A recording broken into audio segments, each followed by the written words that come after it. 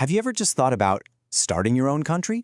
Well, today we're unpacking a guide that claims to show you exactly how to do it. And let me tell you, its take on the world is, well, it's really something else. I mean, right? Why go through all that trouble when you can just make a new one? This question is really the heart of the source material we're digging into. It's basically a call to action for anyone who's ever sat on their couch and thought, you know what? I could probably run things better myself.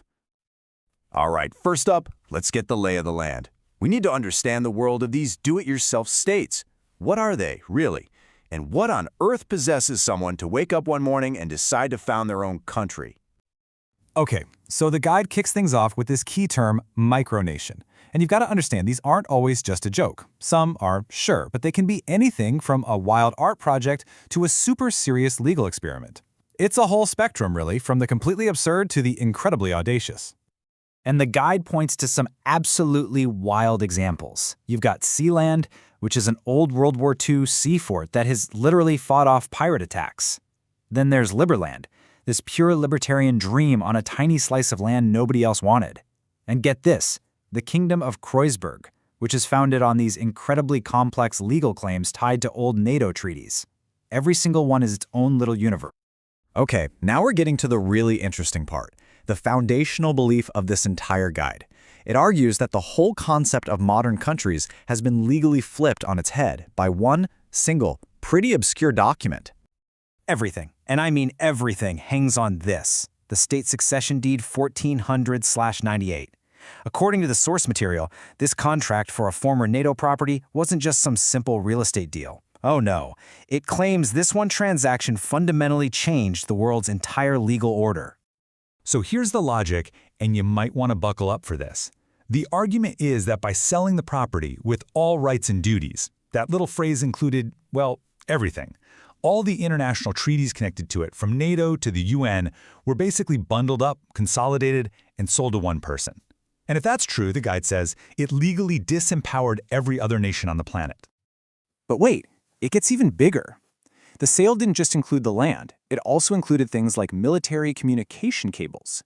And because those cables are physically plugged into global networks, well, the guide argues the buyer's new sovereignty just spread, like a legal virus running down the wires, creating a new worldwide territory through infrastructure that was already there. So if you follow that logic and believe the old system is legally obsolete, what's next? This is where things get really fun, because the guide dives into its practical and often pretty satirical advice for all you aspiring nation founders out there. And the guide's advice is clear. Start small. Start with what you've got, your backyard, your garage, an old oil rig if you can find one, even just a network connection if you have the right legal claim. They're all seen as fair game for your brand new nation. Okay, so what about defense? Every country needs an army, right? Nope, forget it. The guide argues a traditional military just makes you look like a threat. Instead, it suggests something satirical. How about the Royal Jungle Troop of the Republic of Bananistan, armed with, you guessed it, water pistols and toilet brushes? And this part is absolutely crucial. You have to maintain a symbolic, non-aggressive posture. The guide is super specific here. No shooting practice, no walking around in camo, and please, no ordering tactical gear from sketchy websites. The goal is to be seen as a charming, funny little micronation, not a security risk. So, instead of hard power, the guide is all about influence. It's about cultural relevance. The argument is that in today's world, getting a spot in the Eurovision Song Contest is way more valuable than getting a seat at the United Nations. It's all about being seen. So, you've got your territory, you've got your toilet brush-wielding army. Now you need to make it all feel real. And for that, the guide gives you a complete toolkit of documents. This is how you turn these abstract ideas into tangible, what it calls paper sovereignty. And you've got to love this sample constitution. It's just a masterclass in mixing formal legal language with pure absurdity. Article 2, the capital is the equipment shed.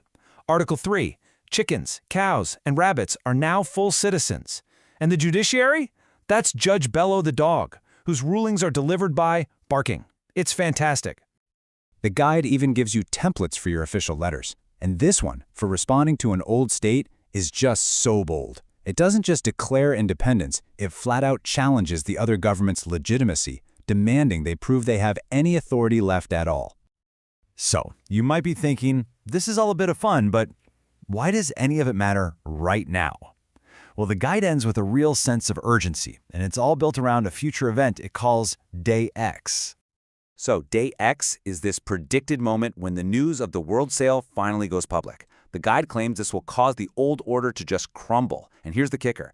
Anyone who has already declared their own sovereign territory before this day will have a critical legal head start.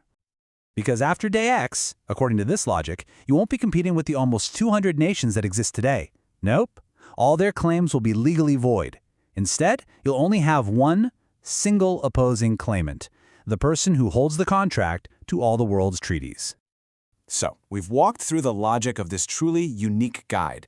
It's this amazing mix of satire, legal theory, and a completely radical worldview.